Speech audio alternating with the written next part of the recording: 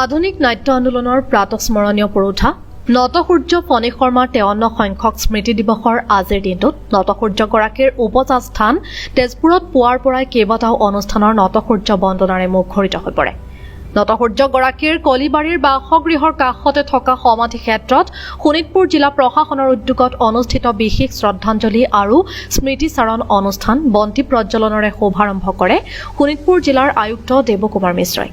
বান থিয়েটাৰৰ কাৰ্যনিৰ্বাহক সদস্য পংকজ বৰুৱাই আন্তৰা অনুষ্ঠানটিত নটসূৰ্যগৰাকীৰ তৃতীয় পুত্ৰ অজিত শৰ্মা, বোৱাৰী বিনীতা শৰ্মা, নাতি নৱজ্যোতি শৰ্মাৰ লগতে শোণিতপুৰ জিলাৰ অতিৰিক্ত আয়ুক্ত গৰ্গ মোহন দাস, পংকজ বৰা, তোৱাহিৰ আলম, জিলা নিৰ্বাচনী বিষয়া ইভা দাস, সহকাৰী আয়ুক্ত নীলোৎপল চেতিয়া, আইৰিছ আৰমান আহমেদৰ লগতে বান থিয়েটাৰৰ উপসভাপতি দিলীপ বৰা, ভৱানন্দ দাস, সাধাৰণ সম্পাদক জিতুমণি দেৱ চৌধুৰী, সম্পাদক হেমন্ত কুমাৰ শৰ্মা, সংগীতাধিকাৰ সঞ্জয় কৃষ্ণ গোহাঁই বৰুৱা, মঞ্চাধ্যক্ষ ৰাজীৱ মহন্ত, সেউজ কক্ষ পৰিচালক কিশোৰ শৰ্মা, জ্যেষ্ঠ সদস্য শেখৰ বৰুৱা, তেজপুৰ পৌৰসভাৰ প্ৰাক্তন পৌৰপতি পুষ্পা ডেকা, পৌৰ সদস্য ৰুমি ভাগৱতী, অসমীয়া ক্লাবৰ উপসভাপতি পংকজ বৰা, উদয় কৃষ্ণ গোহাঁই বৰুৱা, দুৰ্লভ বৰা আদিয়ে শ্ৰদ্ধাঞ্জলি জ্ঞাপন কৰাৰ পিছত জিলা আয়ুক্ত দেৱকুমাৰ মিশ্ৰই নটসূৰ্য ফণী শৰ্মাৰ জীৱন দৰ্শন আলোকপাত কৰি শিল্পীগৰাকীৰ সৃষ্টিৰাজিৰ সঠিক ৰূপত সংৰক্ষণ পোষকতা কৰে।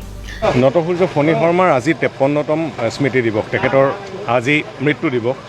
1970 চনত আজিৰ দিনটোত তেখেতে মৃত্যুবৰণ কৰিছিল। প্ৰায় 60 বছৰ বয়সত তেখেতে জন্মগ্ৰহণ কৰিছিল 1910 চনত আৰু একজেক্টলি 60 বছৰৰ পিছত তেখেতে মৃত্যুবৰণ কৰিছিল।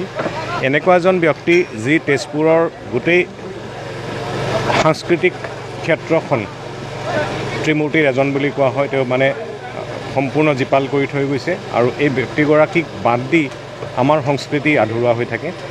তেখেতৰ মৃত্যু দিৱসৰ দিনা আমি আজি তেখেতৰ সমাধি ক্ষেত্ৰত, য'ত তেখেতক সমাধিস্থ কৰা হৈছিলে, এই সমাধি ক্ষেত্ৰত যোৱা বছৰ আমি প্ৰশাসন আৰু মিউনিচিপাল বৰ্ডৰ তৰফৰ পৰা অশেষ চেষ্টা কৰি পৰিয়ালে দিয়া দানসূত্ৰে দিয়া মাটিত আমি এই সমাধি ক্ষেত্ৰখন তৈয়াৰ কৰি উলিয়াইছিলোঁ আৰু তাৰ পিছৰ পৰা আমি এতিয়া প্ৰত্যেক বছৰে এই মৃত্যু দিৱসটো তেখেতৰ সমাধি ক্ষেত্ৰত পালন কৰোঁ আৰু এই বছৰো আজি আমি ইয়াত উপস্থিত হৈছোঁহি। আৰু আমাৰ প্ৰশাসন, জ্যোতি ভাৰতী সকলোৰে ফালৰ পৰা, বান থিয়েটাৰ সকলোৰে ফালৰ পৰা দিনটো বিভিন্ন বিস্তৃত কাৰ্যসূচীত আমি নটসূৰ্য ফণী শৰ্মাক স্মৰণ কৰিব বিচাৰিছোঁ। ডলফিন কলা নিকেতনৰ পৰিচালক বিশিষ্ট কলা নিৰ্দেশক কুলেন বৰাৰ জৰিয়তে কলা নিকেতনৰ কণ কণ শিক্ষাৰ্থীসকলেও বিশেষ অনুষ্ঠানৰে শ্ৰদ্ধাঞ্জলি জ্ঞাপন কৰা অনুষ্ঠানটিত বিশিষ্ট অভিনেতা তথা অসম নাট্য সন্মিলনৰ কেন্দ্ৰীয় উপসভাপতি মৃগেন চন্দ্ৰ বৰা, নটসূৰ্যগৰাকীৰ নাতি অভিনয় শিল্পী নৱজ্যোতি শৰ্মাই নটসূৰ্যৰ কালজয়ী নাটক এমুঠি চাউল আৰু কিয়ৰ সংলাপ পৰিৱেশন কৰি জীপাল কৰি তোলে। বান থিয়েটাৰৰ সাধাৰণ সম্পাদক জিতুমণি দেৱ চৌধুৰীয়েও স্মৃতিচাৰণ কৰা অনুষ্ঠানটিৰ অন্তত পংকজ বৰুৱাই শলাগ জ্ঞাপন কৰে। আনহাতে অসম চৰকাৰৰ সাংস্কৃতিক পৰিক্ৰমা বিভাগৰ অধীনস্থ তেজপুৰৰ জ্যোতি ভাৰতী অৰ্থাৎ পকিত জ্যোতি ভাৰতীৰ উদ্যোগত অনুষ্ঠিত নটসূৰ্য দিৱসৰ কাৰ্যসূচীও বন্তি প্ৰজ্বলনেৰে শুভাৰম্ভ কৰে জিলা আয়ুক্ত দেৱকুমাৰ মিশ্ৰই। জ্যোতি ভাৰতীৰ ভাৰপ্ৰাপ্ত বিষয়া তথা শোণিতপুৰ জিলা সাংস্কৃতিক উন্নয়ন বিষয়া জিতেন কুমাৰ দাসৰ আদৰণি ভাষণেৰে আৰম্ভ হোৱা অনুষ্ঠানটিত বন্দনা সংগীত কাননৰ গায়িকাক্ৰমে বন্দীপা শইকীয়া হাজৰিকা, ইন্দ্ৰাণী তামুলী আৰু মনীষা চৌধুৰীয়েও বৰগীত পৰিৱেশন কৰাৰ লগতে শনীন্দ্ৰ কুমাৰ ডেকাই লোকগীত পৰিৱেশন কৰাৰ লগতে গ্ৰীষ্মকালীন নাট কৰ্মশালাৰ শিক্ষাৰ্থীসকলে পুলক কুমাৰ ডেকাৰ পৰিচালনাত ৰূপকোঁৱৰৰ কালজয়ী নাটক নিমাতী কইনা পৰিৱেশন কৰাৰ লগতে বিহগুৰিৰ নাট কৰ্মশালাৰ শিক্ষাৰ্থীসকলে অমিতাভ কলিতাৰ পৰিচালনাত পৰিৱেশ সজাগতাৰ ওপৰত এখন চুটি নাট নিবেদন কৰে।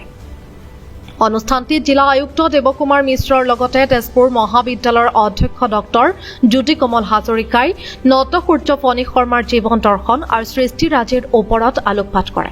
পুৱা তেজপুৰ সাহিত্য সভা ভৱন প্ৰাংগণত থকা আবক্ষ মূৰ্তিত বন্তি প্ৰজ্বলনেৰে শ্ৰদ্ধাঞ্জলি অনুষ্ঠান সম্পন্ন কৰে তেজপুৰ সাহিত্য সভাই।